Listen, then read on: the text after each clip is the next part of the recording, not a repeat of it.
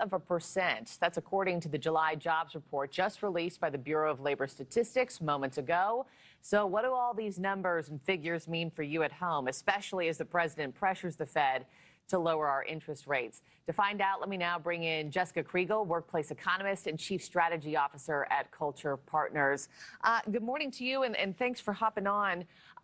What does this latest jobs report mean for the economy, and how are you reading this? What this means for the economy depends on who you are, because these numbers have become increasingly misleading. And so with the politicalization of the economy right now, what people say about this will depend on what their agenda is. And the thing that I'm taking away from this jobs report more than anything else is the downward revisions of previous months, which were astronomically high, which just goes to show how weak this data integrity really is. So people who want to say that the economy is doing well will do so. People who want to say that the economy is not doing well will do so with the same numbers. You know, it's been a big money week, and as I just kind of comb through this, I'm going through this with you live on TV here. It says both the unemployment rate at 4.2%, the number of unemployed people at 7.2 million changed little in July.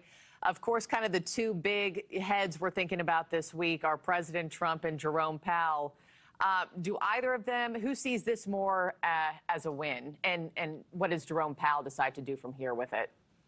Well, Jay Powell said that the unemployment rate is the number to look at, and that number 4.2% is what everyone was expecting. And so this probably what this probably means is that there'll be a rate cut in September.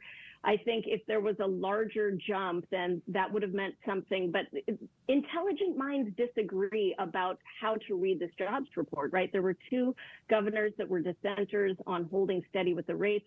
That's unprecedented. I mean, it hasn't happened in 30 years. And so people within the Fed are disagreeing about how the jobs economy looks right now. And so CEOs are scratching their head. I mean, I'm talking to CEOs every week with the tariff news, with AI development, with immigration.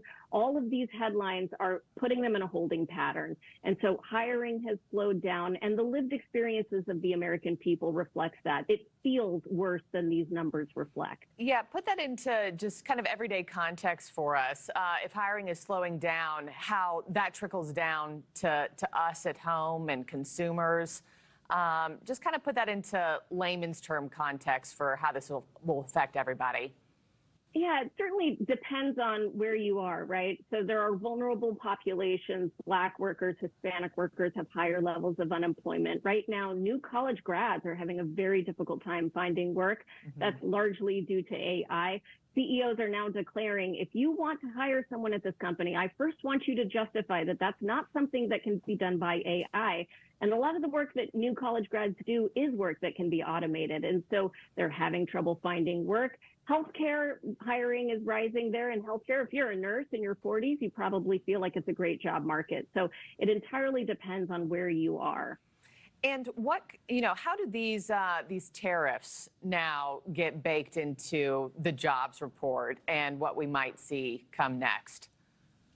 Well, the tariff news, we just got new news on the tariffs, is leaving everyone scratching their heads. The main point here is the lack of predictability. It affects every organization. It affects the CEO's decision-making. It has slowed down.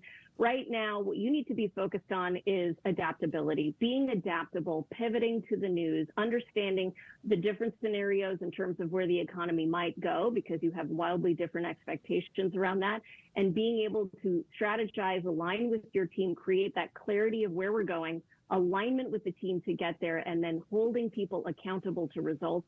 That's really what people are focusing on right now. Change management is the phrase of the year. Jessica Kriegel, thank you so much for hopping on and breaking that down for us in real time as that report just dropped live on air. Really appreciate it.